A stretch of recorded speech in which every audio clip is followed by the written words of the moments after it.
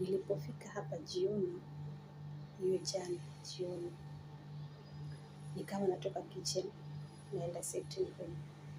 Bahati mbaya tena pusi yenyewe ikawa inatoka tena sitting room, pia tena inatoka the same place penye tulikoongea mchana. Kuniona hivi, wacha iinue mgongo, wacha ioke.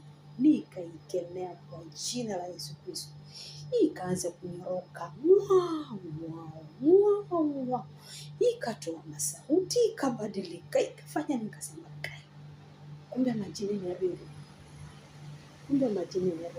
Sikujua. Yaani ikaonyesha dhahiri kabisa mimi ni adui na yeye.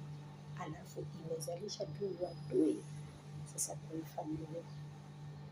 Sasa yaani imecreate tu uadui wenye haujawahi kuwa hiyo muda yote.